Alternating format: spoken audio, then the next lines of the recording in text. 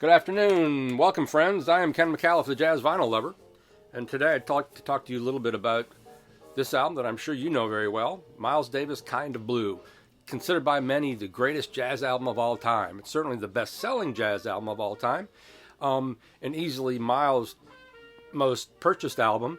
And I imagine this is the record that most people start out their jazz record buying, life with. But I think this album is incredibly overrated. Like a handful of Miles records, it's a very singular record in his catalog. He made one record like this, but he didn't continue in that trend. This, of course, is a record made in the modal style. He famously went in and just handed the charts to the guys, no rehearsals, and they played it down. It's a very pretty record, which is why it's so popular. There's some incredible solos on here. Blue and Green, which was a Bill Evans composition that Miles stole, basically, is an incredible, tragic, beautiful, forlorn composition with amazing solos from, I think, particularly Cannonball Adderley and John Coltrane. Coltrane is just miraculous on this whole record. And it's very pretty and slow tempos and a couple, 3-4 things of blues. It's very simple music, but I know I have a Facebook group that I hope you'll join called Jazz Vinyl Lovers, and where we just post vinyl album covers and jazz and discuss them. This one was posted so often for so long, I banned it. I banned this along with Herbie Mann's Push Push, where you see Herbie holding his flute and his hairy chest. I guess it sounds like I'm an ogre, but it was just driving me crazy. Beautiful record. But my point is there are, in my opinion, far greater Miles Davis records. And I'll start off with 3 of his records that, similar to this, are singular records in his discography. Miles Ahead. This was part of a trilogy, actually. Miles Ahead, Sketches of Spain, and Porgy and Bess, I believe, that were done with the wonderful orchestrations of Gil Evans. But this one in particular is my favorite. This is an original Columbia 6i, if you can see there through the plastic.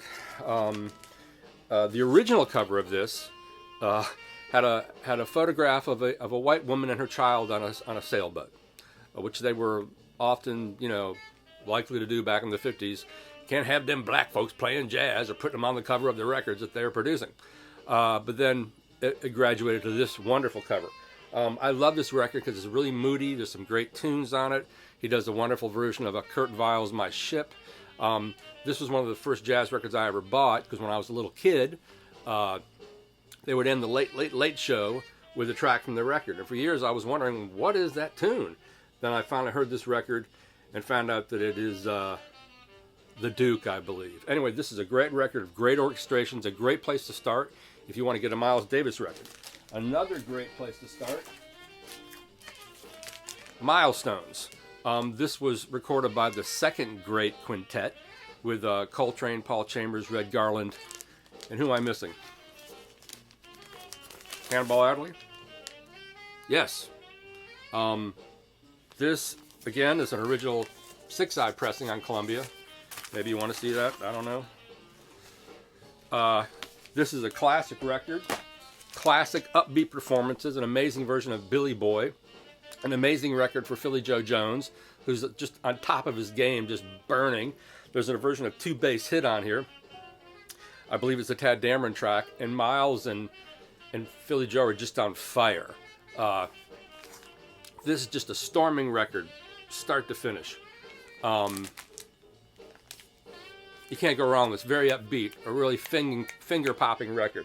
This group made a series of records on Prestige. Funny, this is their first record on Columbia. The story goes that Miles was tired of recording for no money at Prestige.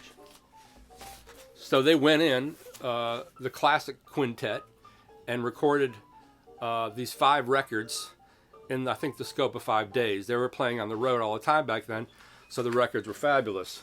Cooking with the Miles Davis Quintet. This is an original copy, this beautiful laminate cover.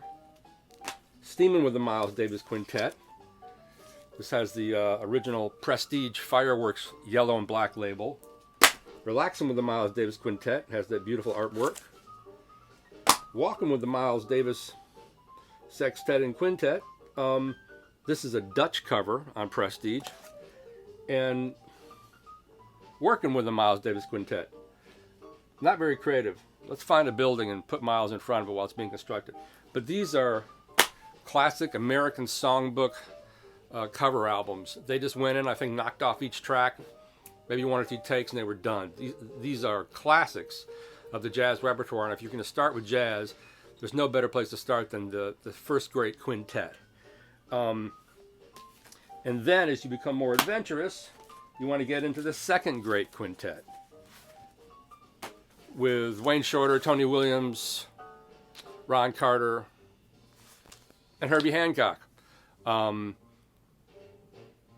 This is the group, incredibly explosive, exploratory group in the 60s. As where the first great quintet, everything sort of stays the same. They just swing their ass off and cover American songbook standards.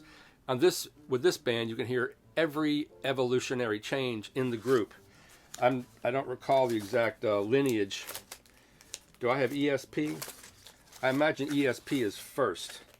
And then Miles Smiles, and they're slowly breaking up things, breaking up the time, straying a little bit. This is the first Miles Davis album with electric piano, and there's some amazing Tony Williams drumming on here.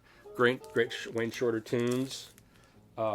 Miles in the Sky, I think it's before Kilimanjaro, another great exploratory record, original Columbia pressing. Sorcerer with Cicely Tyson on the cover, the band totally on their way to almost free jazz. And then my personal favorite, Nefertiti, where they're truly visionary with such tracks as Nefertiti, Fall, Madness, Riot, Pinocchio, Hand Jive. By and large, a lot of Wayne Shorter tunes. Just a beautiful album, start to finish, a really radical record. I think this is around 66 or 67, and very artistic, but also very revolutionary, and really taking a lot of chances. Miles responding to the free jazz of the era in his own beautiful, very artistic way. And I'll show you this Columbia 2i pressing. I'm not really on top of all the 2i versus 3i versus black versus red and black, but this is obviously an early pressing, an early stereo pressing. And if you can swing the jack, the best sounding pressings, hands down, as far as reissues go, are these original master recording Mobile Fidelity Lab reissues of the second great quintet's records. You know, the records on Prestige sound great. They're Rudy Van Gelder engineered and I believe mastered. But when they went to Columbia, the records really don't sound that great. Even the first pressing Columbias just don't sound that great. Maybe because he went from recording at Van Gelder studios, which were small, even at Englewood Cliffs, to the giant church at Columbia at the 30th Street studios. But these remasters are unbelievable. They're 45 RPM, double disc. There's Sorcerer, Nefertiti, Miles in the Sky, Kilimanjaro. And just sonically, these are untouchable. I'm not a big fan of things like Music Matters, which to me take those musicians, and it sounds like they just took the performances and put them through a modern board in a modern recording studio, which is what they did. But as far as these reissues go, these are just incredible. You can hear more deeply into the recording. There's much more spatial information, a lot more detail, a lot more slam. You can just hear a lot more music on these reissues. And you can find them on Discogs. They're not crazy, crazy expensive. Anyway, I am Ken McAuliffe, the jazz vinyl lover. You can read my work as stereophile, downbeat, modern drummer, bass player. And please join my group, Jazz Vinyl Lovers, on Facebook. And thanks for checking in. Let me know what you think. Is Kinda Blue the greatest Miles Davis record? Cheers.